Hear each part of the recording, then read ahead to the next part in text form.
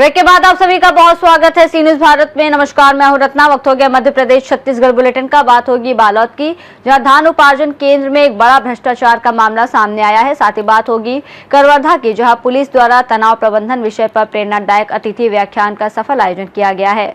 तमाम खबरों पर विस्तार से चर्चा करेंगे। बालोद जिले के गुंडादेही ब्लॉक अंतर्गत सेवा सहकारी समिति सतमरा के धान उपार्जन केंद्र में बड़े पैमाने पर गड़बड़ी का मामला सामने आया है, जहां भौतिक सत्यापन के दौरान स्टॉक में 675 कट्टा धान कम पाया गया, जिसमें मिलर शॉर्टेज 83.50 क्विंटल और फल शॉर्टेज 57.48 क्विंटल दर्ज किया गया। मामले को लेकर तौल कार्यरत कर्मी ने गलती स्वीकार करते हुए 300 कट्टा धान जमा करने और शेष की राशि 15 दिनों में भरने का आश्वासन दिया है।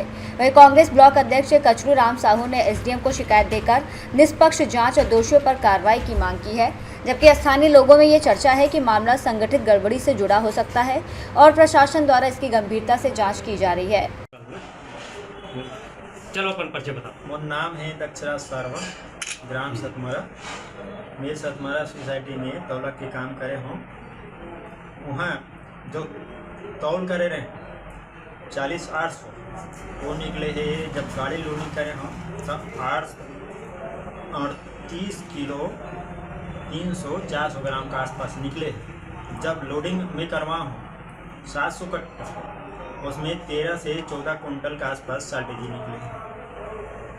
तो आपके कहना है कि राइस मिलर वाले मन हाँ समिति प्रबंधक का जानकारी दे। हाँ, मैं दे हूँ राइस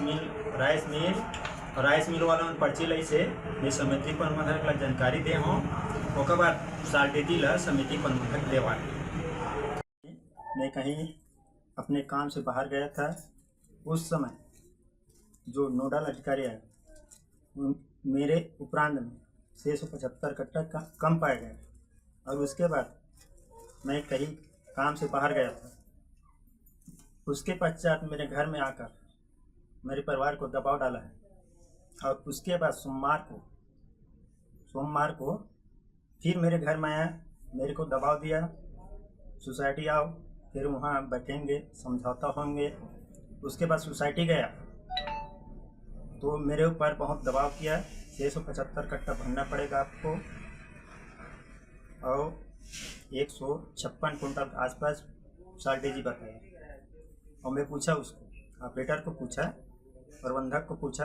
ओम प्रकाश यादव, ब्लॉक कांग्रेस गुंडादेही के सचिव, जो कि सतमरा सोसाइटी 222 क्रमांक में 775 कट्टा का जो धान का गबन हुआ है, लेकिन उसकी जानकारी शासन प्रशासन को देने के बाद भी आज तक अभी तक कोई कार्रवाई नहीं किए गए। जिसके संबंध में अध्यक्ष है, वहाँ के जो कार्यलिपि है, कार्य है वहाँ के कार्यरत है, उसके द्वारा से यहाँ जब लिखा पोती का कार्य कर रहे हैं, इसके संबंध में अभी तक से कार्रवाई नहीं किया है। जिससे यह जाहिर होता है कि उसको बचाने के प्रयास में लग रहा है। लेकिन जो शासन का जो रूल है, अपना नियम शर्त करना चाहिए, ताकि आगे नेक्स्ट के लिए हमेशा के लिए सचेत रहा है कि सोसाइटी कभी भी बदनाम नहीं होना चाहिए। जो कि एक किसान का कोई भी अगर कार्रवाई होता है तो शासन प्रशासन उस किसान के प्रति उसके धान के प्रति वहाँ अपने घर में भेज देते हैं जांच के लिए कि वाकई में घर में धान है कि ग्यारम है, ऐसे करके। लेकिन जब शासन की बारी आता है तो वह अपने को मुंह मुकर लेता है। हम यही चाहते हैं कि उचित न्याय मिले, ताकि आने वाले के कार्यक्रम में कोई भी बाधा ना। इसमें जो सोसाइटी प्रबंधक है, वहाँ पर चुने हुए जो प्रतिनिधि है, ये सब लिप्त है, इसमें सब मिले जुले हैं, इसलिए इस पर कार्रवाई नहीं होता है। बालोद से सीनू संवाददाता रमेश कुमार चेलक की रिपोर्ट। छतरपुर में श्री चित्रगुप्त प्रकोटोत्सव के 5 दिवसीय कार्यक्रम के तहत अखिल भारतीय कायस्थ महासभा द्वारा आयोजित युवक युवती परिचय सम्मेलन भव्य रूप से संपन्न हुआ, जिसमें 150 से अधिक युवक युवतियों ने पंजीयन कराया। इस आयोजन में कायस्थ समाज के विभिन्न वर्गों की उत्साहपूर्ण भागीदारी देखने को मिली और इसे समाज की परंपराओं को मजबूत करने की दिशा में महत्वपूर्ण पहल बताया गया। कार्यक्रम में राष्ट्रीय सचिव राजीव खरे सहित कई गणमान्य अतिथि मौजूद रहे। वहीं बड़ी संख्या में समाज सेवी, महिला शक्ति और कार्यकर्ताओं के सहयोग से ये आयोजन सफल रहा। आयोजकों ने कहा कि ऐसे कार्यक्रम समाज में एकता और बेहतर वैवाहिक संबंधों को बढ़ावा देने में सहायक सिद्ध होंगे। रहा आपका इस कार्यक्रम को लेकर? बहुत ही अच्छा, बहुत ही सुंदर अनुभव रहा। यहाँ के जिलाध्यक्ष रविंद्र खरे जी, यहाँ के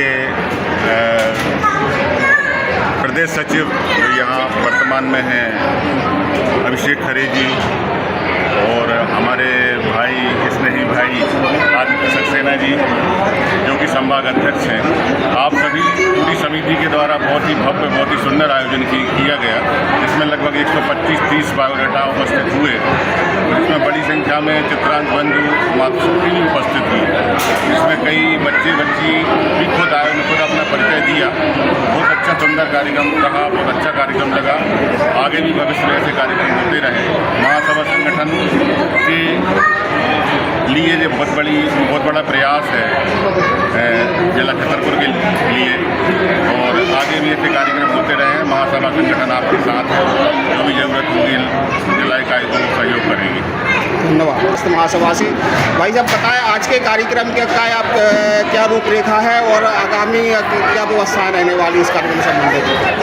देखिए, ऐसा है कि भगवान चित्रगुप्त जी महाराज का प्रकटोत्सव 23 तारीख को होने जा रहा है। आज हम 20 तारीख के दिन जो है कायस्थ समाज के युवक युवतियों का परिचय सम्मेलन करने जा रहे हैं, क्योंकि विवाह आज के समय की एक सबसे बड़ी समस्या है, और न केवल ये कायस्थ समाज में है बल्कि हर समाज में परेशानी हो रही है। लड़के लड़कियों के लिए, माता पिता के लिए, सब माता पिता कहाँ लड़के देखने जाएं, कहाँ लड़कियां देखने जाएं, बड़ी परेशानी हो गई। एक दूसरे के संपर्क भी अब इतने कम हो गए हैं कि सही चर्चाएं नहीं हो पाती हैं। तो ये एक ऐसा प्लेटफॉर्म है जिसमें लड़कियां भी आ रही हैं, लड़के भी आ रहे हैं, और उनके माता पिता आ रहे हैं। हर व्यक्ति अपने बच्चों की योग्यतानुसार उन वर वधुओं का चयन कर सकते हैं, और एक ऐसा प्लेटफॉर्म हो गया जहां 150 लोगों से एक साथ मिलना जुलना हो रहा है, और हर व्यक्ति अपनी आवश्यकता के अनुसार या अपनी सुविधा के अनुसार वर वधु को चयन कर रहा है। जैसा कि हमारे आज के कार्यक्रम द्वितीय दिवस में कायस्थ युवक युवती परिचय सम्मेलन का आयोजन हुआ, और यहाँ पर तमाम गेस्ट यहाँ पर रहे।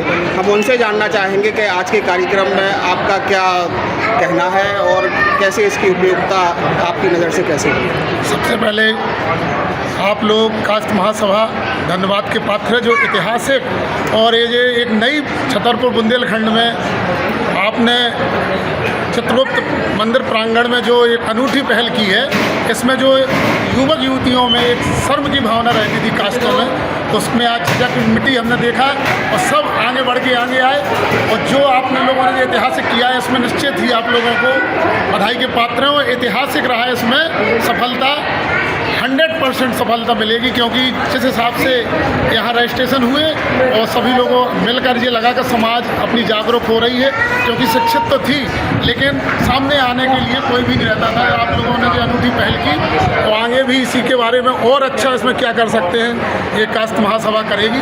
धन्यवाद। छतरपुर से सीनियर संवाददाता कुलदीप सक्सेना की रिपोर्ट। कबीरधाम पुलिस द्वारा न्यू पुलिस लाइन में तनाव प्रबंधन विषय पर एक प्रेरणादायक अतिथि व्याख्यान का आयोजन किया गया, जिसका उद्देश्य पुलिस अधिकारियों कर्मचारियों को मानसिक तनाव से निपटने के उपायों और मानसिक स्वास्थ्य को मजबूत बनाने के तरीकों से अवगत कराना था। इस कार्यक्रम में जैनाचार्य डॉक्टर अरविंद मुनि मुख्य वक्ता के रूप में मौजूद रहे, जिन्होंने बढ़ते तनाव के कारणों और उसके दुष्प्रभावों पर प्रकाश डालते हुए ध्यान, योग, सकारात्मक सोच और समय प्रबंधन जैसी जीवन शैली अपनाने की सलाह दी, जिससे पुलिस कर्मियों को अपने चुनौतीपूर्ण कार्यक्षेत्र में मानसिक संतुलन बनाए रखने की प्रेरणा मिली। हर क्षण हमारे मन में आता ही रहता है, ड्यूटी करते हैं, कोई अधिकारी कोई निर्देश देता है तो उसमें भी तनाव आता है कि घर परिवार को छोड़ के जा रहे हैं, जहाँ जा रहे हैं काम करने के लिए वो सही तरीके से हो पाएगा कि नहीं हो पाएगा। तो ये तनाव हमारे जीवन का एक पार्ट बन चुका है, और पुलिस के लिए तो ये सबसे ज़्यादा है, क्योंकि हम लोग 24 घंटे ड्यूटी करते हैं। हमारे लिए रात में 1 बजे भी फ़ोन आएगा तो हमको ड्यूटी पे तुरंत अलर्ट हो जाना है, ड्यूटी पे पहुँच जाना है। एकदम सही कहा आपने। तो इन परिस्थितियों में स्वाभाविक है कि हमारे मन में तनाव आएगा ही आएगा। तो मुनि महाराज जी ने जो बताया है कि तनाव तो आना है, उससे कोई बच नहीं सकता है, लेकिन उसका प्रबंधन कितने अच्छे तरीके से हम कर लें, वो उसी में हमारी सफलता है। तो हमको जो आचार्य जी ने हमको जो ध्यान की विधि बताई है, निश्चित तौर पे आप देखिए, हम लोग सुबह शाम जब भी देखें अपना टाइम निकालें 10 मिनट के लिए इसको ध्यान को करना है।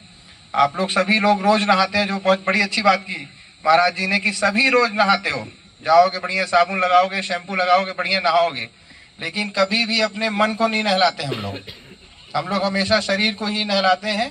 तो मन के लिए भी अगर टाइम देंगे, हो सकता है आदमी 10 दिन नहीं नहाएगा तो चल जाएगा, अगर 10 दिन अगर टेंशन में रहेगा तो हॉस्पिटल पहुंच जाएगा। तो हमको क्या करना है, अपने मन को भी समय देना है शरीर के साथ में। हमने महाराज जी से जो भी अभी दीक्षा ली है, हमने जो ध्यान की विधि सीखी है, उसका निश्चित रूप से हम लोग पालन करेंगे और आपका आशीर्वाद हमेशा हमें मिलता रहे, यही हम आपसे कामना करते हैं। करवर्धा से सीनू संवाददाता दीपेश जांगड़े की रिपोर्ट। उज्जैन के नागझुरी थाना क्षेत्र के करौंदिया गांव स्थित खदान में बने गहरे तालाब में नहाने गए करीब 9 बच्चों में से 2 किशोरों की डूबने से मौत हो गई, जिनके शव होमगार्ड और एसडीआरएफ की टीम द्वारा देर रात चलाए गए सर्च ऑपरेशन में बरामद किए गए, जिसमें पहला शव शुभम जाटव का और दूसरा शव अनस का करीब 50 फीट गहराई से मिला। दोनों बच्चे अन्य साथियों के साथ नहाने गए थे और तभी यह हादसा हुआ। घटना की सूचना शाम करीब 5 बजे मिलने के बाद रेस्क्यू ऑपरेशन शुरू किया गया, जिसमें अंडर वाटर कैमरे की भी मदद ली गई। पुलिस ने पंचनामा कर शवों को पोस्टमार्टम के लिए भेज दिया है और मामले की जांच जारी है। उज्जैन से सीनू संवाददाता विजय सोलंकी की रिपोर्ट। बुलेटिन में फिलहाल इतना ही। देश और दुनिया की तमाम बड़ी खबरों के लिए देखते रहिए सी न्यूज़ भारत।